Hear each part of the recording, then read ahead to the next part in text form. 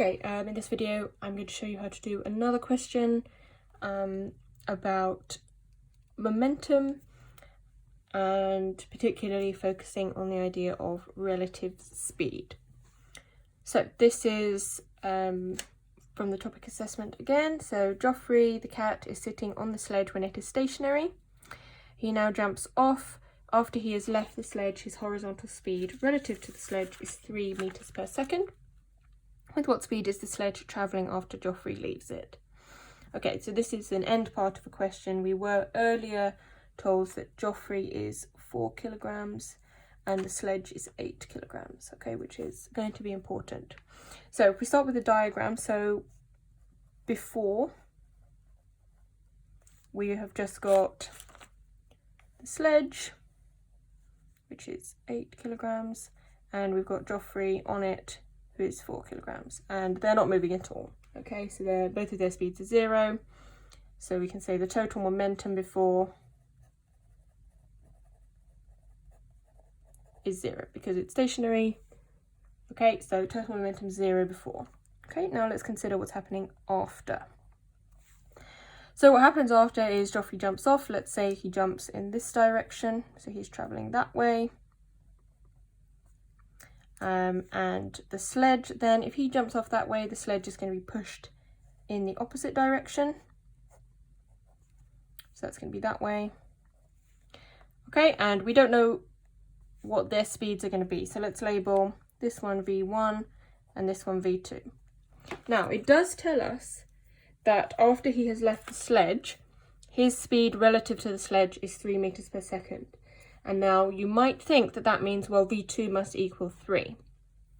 But it's really important, it doesn't say his speed is 3 meters per second, his absolute speed, which is what V2 is going to represent, his absolute speed.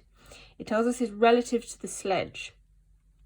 Now what that means is Joffrey and the sledge are separating at a rate of 3 meters per second. They are moving apart, the distance between them is increasing at a rate of 3 meters per second. It's not actually the motion of Joffrey, it's the combined motion of the two of them.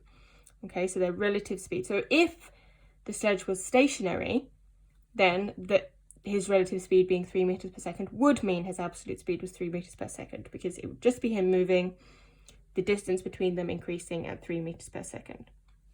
But because the sledge is moving, it actually means that their separation 3 meters per second, so that means that V1 plus V2 equals 3.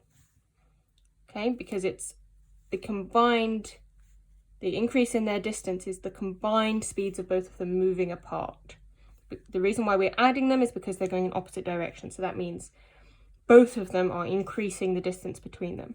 If this one was also going in that direction, then we would need to subtract, but because they are going in opposite directions, we add them. So we know that. We can also work out the momentum here. So the total momentum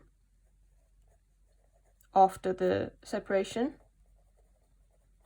of the system is going to be, if we define this direction as positive,